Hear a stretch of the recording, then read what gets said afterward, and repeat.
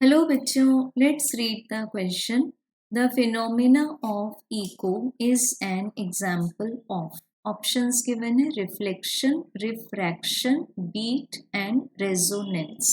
सो बच्चों, हमें ये चारों ही ऑप्शंस में से चेक करना है कि इसमें से कौन सा इको का एग्जाम्पल दे सकता है. तो बेसिकली रिफ्लेक्शन मीन्स होता है, reflection means bouncing back of the wave.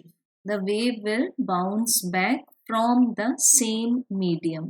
और इस केस में जो velocity है same रहेगी, velocity of the wave, wavelength lambda will also remain same and the frequency also remains same.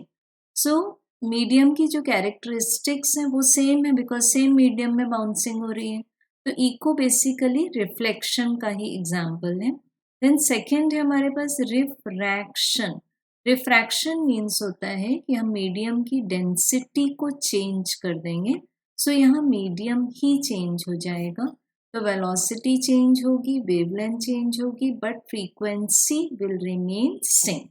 सो ये एग्जाम्पल नहीं है. देन बच्चों थर्ड है हमारे पास में बीट.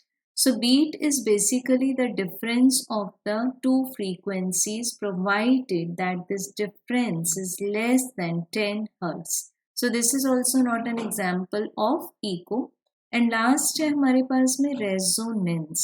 So बच्चों resonance एक supreme condition है, जबकि हम बोलेंगे the frequency of external periodic force becomes equal to the frequency of the vibration of the body. So resonance की condition में हमें amplitude maximum मिलेगा. So this is also not an example.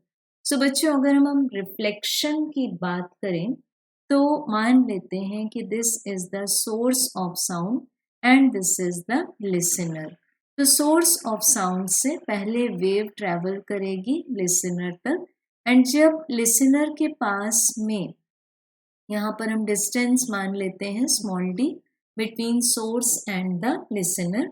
सो अब ये जब लिसनर के पास में पहुंचेगी तो कुछ डिले के बाद पहुंचेगी. तो अज्यूम करते हैं कि यहाँ पर ये एक लार्ज रिफ्लेक्टिंग सरफेस है, तो और लिसनर को हम यहीं पर प्लेस कर देते हैं. तो सोर्स में से अब वेव निकली एंड इस रिफ्लेक्टिंग सरफेस में से वापस आई कुछ डिले के बाद, डायरेक्ट साउंड के पहुंचने के बाद.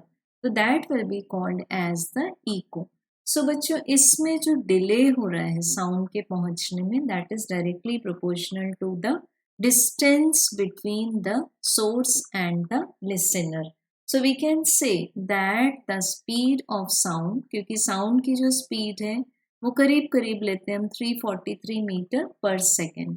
सो इसके एग्जाम्पल्स में से एक एग्जाम्पल तो आ सकता है थंडर, एंड दूसरा जो मेडिकल साइंस में यूज होता है दैट इज द स्टेथोस्कोप. ये एग्जाम्पल भी इको का ही एक एग्जाम्पल है. So we can say that correct answer is option 1. Thank you.